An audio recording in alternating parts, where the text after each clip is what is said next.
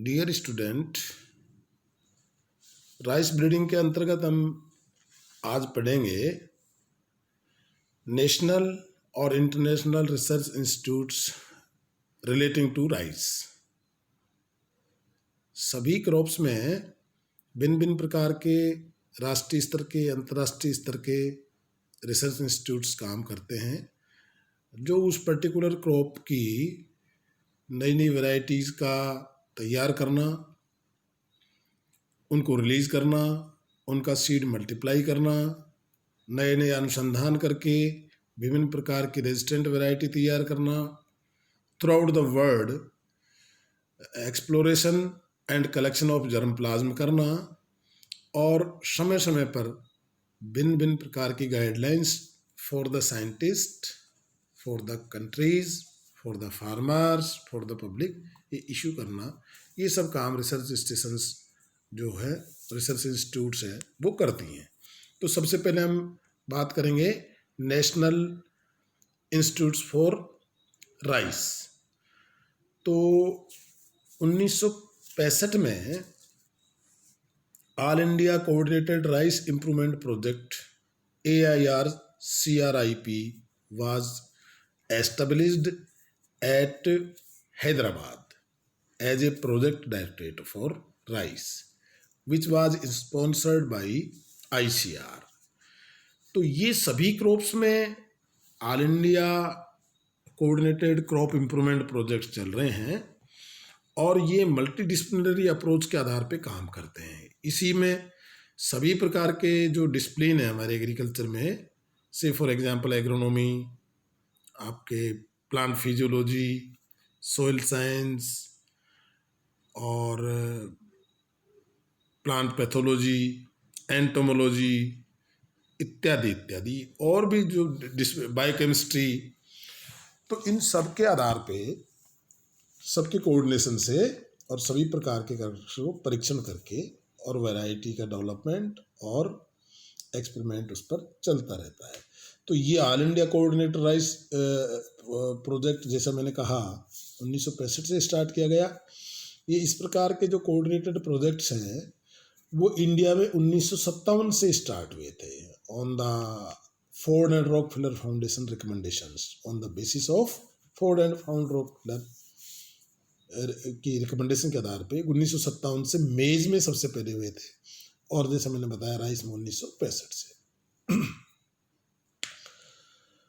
तो ये country wise testing करते हैं, रिसर्च करते हैं, एक नेटवर्क प्रोवाइड करते हैं, भिन्न भिन्न जो एग्रो क्लाइमेटिक जोन्स हैं, जो एग्रो इकोलॉजिकल जोन्स हैं, उनके आधार पे वैरायटी का एवोल्यूशन करते हैं।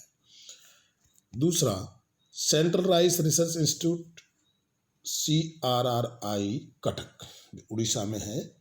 इट वाज एस्टेब्लिश्ड, ये हमारे भारत का सबसे बड़ा राइस रिसर्च इंस्टीट्यूट है। इसका स्थापना 1945 में डॉक्टर के रमैया को as a OSD, officers on special duty, इनको अपॉइंट किया गया था, और बाद में 1966 में इस कम्स अंडर ICR, इसको ICR के अंतर्गत ले लिया गया, और इसके first director general doctor K Ramaiah ही रहे। इसमें बेसिक और अप्लाइड रिसर्च राइस के लिए संपादित होता है, और इसका जो कटक इंस्टीट्यूट CRRI है, इसके पास एक अपना बहुत बड़ा फार्म 80 हेक्टेयर का फॉर सीड मल्टीप्लिकेशन रिसर्च, और 40 हेक्टेयर का इसका फार्म रोड और बिल्डिंग्स के लिए है। इसकी एक वेल डेवलप्ड और बड़ी लेबोरेटरी है। तो सभी प्रकार की जो समय समय पर आने वाली जो समस्याएं हैं, जो चुनौतियां हैं, उन पर ये काम करता है। तो ये दोनों institute supported and sponsored by ICR, यानी इंफ्रास्ट्रक्चरली हम देखते हैं तो ICR सभी को फंडिंग और गाइडलाइंस जारी करता है। अब हम बात करेंगे इंटरनेशनल राइस रिसर्च इंस्टीट्यूट्स की। तो विद्यार्थियों, जैसा कि आप जानते हैं, अगर राइस रिसर्च इंस्टीट्यूट्स की बात करते हैं इंटरनेशनल लेवल पर, तो सभी के ध्यान में एकदम IRI का ध्यान आता है, international rice research institute, Manila, Philippines. ये एक ऐसा इंस्टीट्यूट है जिसने लैंडमार्क काम किया है राइस प्रोडक्शन में, और अगर यूँ कहें कि फूड ग्रेन प्रोडक्शन में। तो इरी का जो एस्टेब्लिशमेंट है 1960 में हुआ था, और ये एक तरह से रिसर्च और ट्रेनिंग सेंटर है for research for rice for the developing countries. तो इसका जो एस्टेब्लिशमेंट है वो फोर्ड एंड रॉकफेलर फाउंडेशन के द्वारा किया गया, और ये CGIAR से भी सपोर्टेड है। CGIAR क्या है?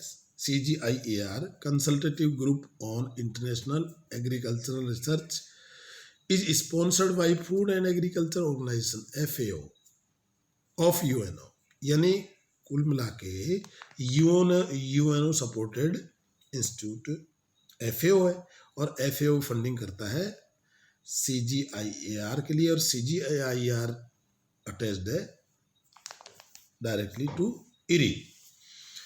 इस प्रकार से जो इसका साइंटिस्ट है IRRI के, इन्होंने बहुत पहले ही जो ड्वार्फ वैराइटीज का कंसेप्ट है उसको समझा, उसकी पोटेंशियलिटी को समझा, उसकी क्षमताओं को समझा। जो ड्वार्फ कुछ जीनोटाइप मिले ताइवान से, उन पर इन्होंने तरह तरह के एक्सपेरिमेंट किए, और स्पेशली नाइट्रोजन रेस्पॉन्सिवनेस के ऊपर भी काम किया।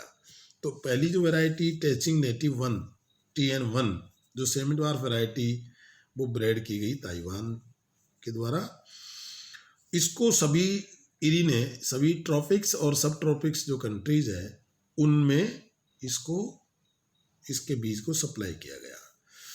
तो इसका जो मेन जो इसके लक्षण हैं, मेन जो विशेषताएं हैं TN1 की या सेमी ड्वार्फ राइस की, वो ये थी कि भाई इसके शॉर्ट स्टेचर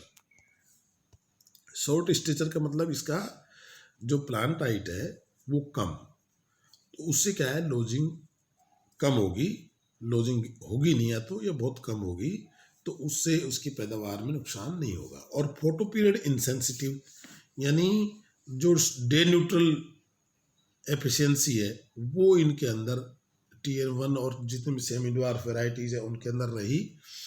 इस प्रकार से इसको किसी भी एग्रोक्लाइमेटिक जोन में, whether it may be long day photo period area और short day photo period area, तो इसलिए फोटो पीरियड इनसेंसिटिव वैराइटीज थी ये, हाई यील्डिंग वैराइटीज थी, और नाइट्रोजन के प्रति हाईली रेस्पॉन्सिवनेस थी इन वैराइटीज में। यानी कि इसमें नाइट्रोजन अपटेक कैपेसिटी वो ज़्यादा थी। जो मतलब लंबी वाली वैरायटी, पुरानी वैरायटी थी, वो नाइट्रोजन की डोज ज़्यादा लगते ही और उनमें लोजिंग की प्रॉब्लम थी। इसी प्रकार से इंसेक्ट पेस्ट रेजिस्टेंस भी इनके अंदर ज़्यादा था। तो ये सब जो लक्षण हैं, ये सब विशेषताएं हैं ये TN1, और इस TN1 से जो और दूसरी IR8 या IR20 या IR36 ये जितनी भी सेमी ड्वार्फ वैराइटीज़ हैं, और अब जो जितनी भी थ्रू द वर्ल्ड 40,000 और उससे ज़्यादा जो वैराइटीज़ डेवलप की गई है, उन सब में इन्हीं का ब्लड है, यानी इन्हीं का जीनोटाइप है, यानी TN1, IR8, IR20, IR36। तो ये सब का जो है ना फॉर ड्वार्फिज्म, ये इनका ही सब जीनोटाइप चल रहा है। तो इस प्रकार से best varieties are producing by the best varieties for high yield producing होती है इस प्रकार से। So germplasm with these characteristics, ये इन ऊपर वाले लक्षणों और विशेषताओं के साथ में जो जर्मप्लाज्म है, distributed to developing countries of tropics and subtropics and wild relatives are also supplied to these areas for research and development of the rice। तो इस प्रकार से राइस के डेवलपमेंट में और अपने इसके ग्रीन रिवोल्यूशन के लिए और फूड ग्रेन में बढ़ोतरी के लिए इस प्रकार जो ड्वार्फ वैराइटीज और सेमी ड्वार्फ वैराइटीज